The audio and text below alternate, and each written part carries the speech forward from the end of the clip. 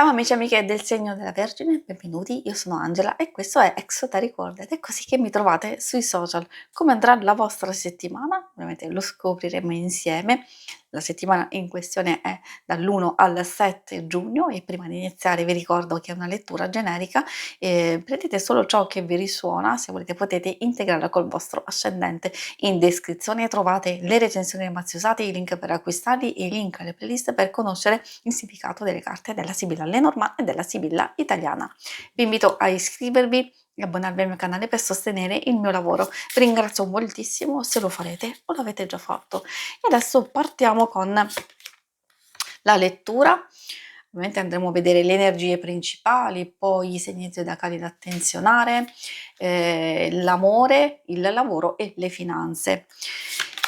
La settimana si apre all'insegna della comunicazione in senso lato, perché la lettera effettivamente ci può parlare sia di un qualcosa che possiamo ricevere, sia anche delle comunicazioni che noi vogliamo dare. Quando salta fuori, magari ci sta dicendo che il momento giusto di far delle richieste, di chiedere delle informazioni, di comunicare è proprio all'inizio della settimana.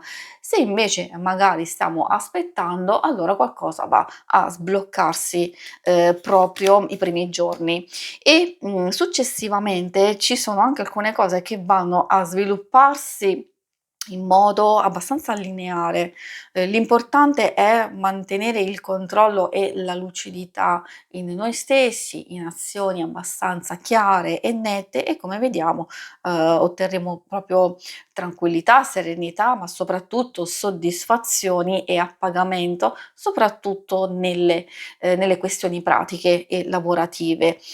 La presenza dell'uomo può far capire sia, come vi dicevo, che è un'energia nostra di controllo, di determinazione e coraggio, però potrebbe essere anche la figura di una persona che è comunque pronta a esserci, a sostenerci e ad aiutarci in varie faccende.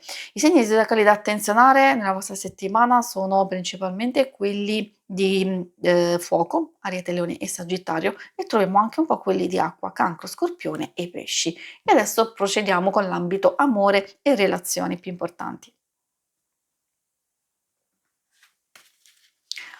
Andiamo a vedere coppia single, è ovvio che per chi non è interessato o chi vuole anche sapere riguardo relazioni di amicizia, famiglia, magari ascoltate attentamente, ovviamente alcune cose le dovete adattare a quello che state vivendo. Ad esempio troviamo il nostro Giglio, l'anemone, energie abbastanza altalenanti e comunque positive, perché c'è un buon inizio con questa carta che può indicare magari qualcosa di bello, tipo una situazione, un evento, qualcosa di coinvolgente che potrebbe essere colto al volo, soprattutto se ci sono dinamiche un po' difficili che state affrontando. Abbiamo visto dalla parte principale della vostra lettura a livello in senso generico proprio delle comunicazioni.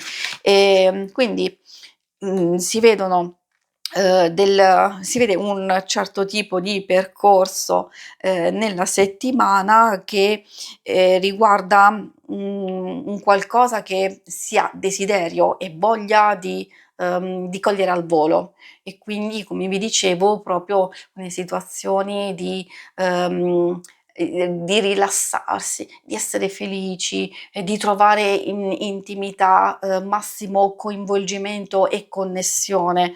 Questo può essere semplicemente per stabilizzare il rapporto di coppia o anche per prepararsi ad altri sviluppi, ad altre cose successive. Per i single, magari alcune dinamiche, essendo abbastanza altalenanti, possono essere positive se c'è già una frequentazione, una conoscenza in corso. Allora sapete di procedere tra qualche piccolo alto e basso, però andate avanti. Se invece non c'è nessuno, magari queste effettivamente possono indicare o una passione, io dico tra virgolette fugace, perché l'indicazione della carta ci parla di magari avventura o di un forte coinvolgimento, soprattutto dal lato fisico, che poi effettivamente deve essere tradotto. Quindi se è quello che al momento cercate, desiderate, magari di cogliere questo forte coinvolgimento. Altrimenti se, valutate di iniziare così e poi vedere come va una certa situazione, o se proprio non siete interessati a questo, sapete più o meno già che cosa aspettarvi. Ovviamente tocca sempre a voi. Le carte danno un'indicazione di quello che, si può muovere intorno a voi, però ovviamente esiste il libero arbitrio e ognuno di noi può fare le proprie scelte. Per quanto riguarda le cose più pratiche del lavoro e delle finanze, troviamo un po' di fretta, di frenesia, di tante cose da fare. Dell'Iranti può essere positivo se soprattutto riusciamo a cogliere quelle notizie che è vero ci fanno un po' agitare, però magari possono essere positive per cogliere un'occasione importante e soprattutto per cercare di gestire alcune cose difficili. Quindi il consiglio principale, come abbiamo visto sin dall'inizio, è proprio di favorire quella comprensione, quella determinazione e un controllo delle nostre emozioni, perché se c'è qualcuno che ci fa agitare, se c'è qualcuno che magari ci sta dicendo o sta facendo un qualcosa che non va assolutamente nei nostri confronti o anche nell'ambiente lavorativo, allora capisco che ci siano comunque delle carte di desiderio, di trasformazione, delle carte un po' di stress e di fastidio, però è una fase, come vedete, totalmente di passaggio, quindi in senso generico può volervi dire questa che alcune problematiche, alcune cose avete la possibilità di gestirle al meglio e addirittura di concluderle, di risolverle. Invece per altre situazioni abbiamo visto che molte cose possono provenire da alcune persone intorno a voi, che possono essere abbastanza fastidiose, però avete dalla parte vostra la carta della fortuna, che in qualsiasi circostanza può indicare, è vero, un cambiamento rapido, ma in senso positivo, quindi di un qualcosa che si realizza, trovare una soluzione a un problema, un successo, un ottenimento, quindi la nostra volontà, la nostra determinazione è ben spesa perché vedrete subito i risultati. Anche per chi è in cerca di lavoro c'è una fase un po' in blocco, e cioè che magari state cambiando, state trasformando la vostra stessa ricerca.